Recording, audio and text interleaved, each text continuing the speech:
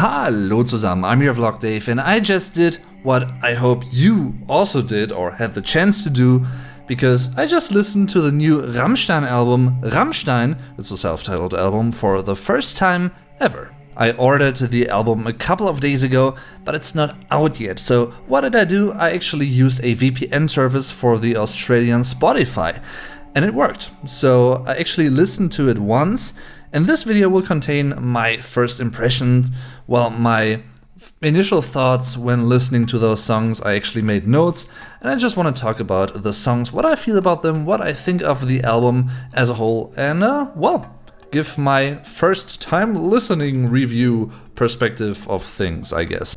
Oi, hello there, future Dave here. Well, as you might have figured already, I actually intended to upload this video one day prior to the release date because I listened to it via VPN and that kind of stuff. But that didn't work. Well, simply because, well, yeah, I decided to listen to the album multiple times in a row instead of working on the video. So I think that's a good enough excuse, at least I hope so. I wouldn't say it's one of my favorites by Rammstein necessarily, but more about that later. Let's listen to my first impression. And of course, greetings to you guys and greetings to past Dave, so to speak. And don't worry, of course I'm also gonna make videos on every single song on the album in the future, but this one is about my first impression as a whole. So let's go for it. Before we're gonna start, I need to mention two more things. This video won't contain any audio material from the album itself out of copyright reasons. And secondly, I won't really talk about Deutschland and Radio specifically in this video, because I've already done that in previous videos. I've analyzed both tracks lyrically and also the, well, music videos, what they are about and what my associations with them are. So if you want to check those out, feel free to do that. You can click the videos at the end of this video in the end card. So let's continue, well, let's start actually with the third track on the album, which is Zeig dich, show or reveal yourself. It definitely has a very epic Anfang, der Anfang, the beginning. This uptempo track is really interesting sound-wise because it not only features a church-like choir, der Kirchenchor that would be, but aside from many German terms beginning with the prefix "fair", this song also features Latin phrases. At first you might be wondering about this mixture, but when you actually decode the lyrics, the lyricism and what the lyrics are about, unfortunately once again recent child abuses in the Roman Catholic Church and other religious institutions, this tonal choice, the sound palette really fits well. One of the essential key lines in the song, which also refers back to the topic I just talked about, is verbreiten und vermehren im Namen des Herrn, which sounds kinda clumsy to German ears. I mean, the end of that, because we usually say im Namen des Herrn and not im Namen des Herren, so Till stretches that a little bit, which is very well possible because then it rhymes better. And of course all Germans will understand what he says. And I gotta say, the chorus is really catchy, really cool, I really love that one. Track number 4, Ausländer, Foreigner. It begins really electronically, which was a surprise to me, honestly. I didn't see that coming. And overall it has a very, well, you might be shocked about me saying that, but it truly has a very dancey, popish, dancey meets metal Rammstein vibe to it. I definitely say it's both a unique mixture of sounds, generally speaking, and also in the Rammstein sound cosm, if that makes sense, because I don't know of any other Rammstein song that sounds pretty much similar to this one. Is it good though? Yes, I'd say so, but it really is different. Also because it sounds very, well, almost happy in a way, rather uplifting. It actually deals with travelers and how they, well, perceive their own lifestyle and what that lifestyle looks like, what that contains. The verses in particular, they feature what we Germans might call der Sprechgesang rather than, well, sung notes, a sung vocal line. It definitely is interesting. I actually would go so far as to call it one of the happiest sounding Rammstein songs. to date. There are also some little phrases in other languages, including French for instance, and at the end I think if I remember correctly, Till also, or the lyrical I, also imitates the way foreigners sound when they try to speak German. Don't worry, I'm pretty sure that he didn't do that to offend people, but maybe rather as a little gimmick. The song Sex actually features a line that I think, if I remember correctly, says something like Besser widerlich als wieder nicht. Better nasty or dirty in a way, sexually dirty, than not having sex at all. The song also contains another really well-known German phrase that goes Du willst es doch auch, or you wanted to. On the other hand, certain other phrases reminded me of calendar sentences or phrases, if that makes sense. Something like Wir lieben das Leben, we love the life. Interesting. I mean, it fits the context of the lyrics, which are about sex, so the statement fits, but it almost sounds a bit cheesy, I think. The next song is Puppe, Die Puppe, the puppet, and I won't go too deep into the lyrics this time right here, because I've already done that in a previous video. Again, you can find that at the end of this video in the end card. And what can I say? This right away, just from listening to the first few seconds, I figured this song would be one of my favorites on the album so far. It really sounds very, well, atmospherically dense, if you know what I mean.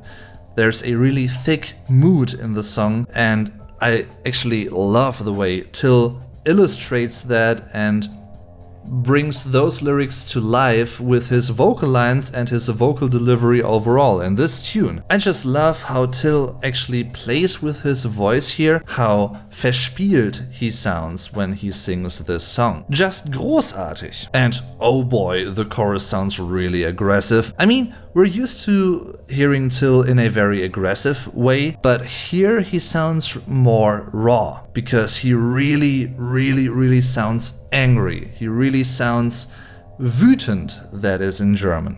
Next up, Was ich liebe, What I love. It starts off very basic sounding with a steady drum beat, but as it goes on, as it progresses, more elements come into play and enrich the arrangement. And the post-chorus riff really sounds awesome. Like the little rhythmic changes there sounds geil. I especially love the little details in the song sound-wise. For instance, Flake's little keyboard licks during the second verse, because they almost sound quite, well, creepy in a way. Eerie. Now to Die Ballade on the album, Diamant, Diamond. It once again is a calmer song which doesn't feature the rolling R sound by Till Lindemann. What it features though is cellos, or celli.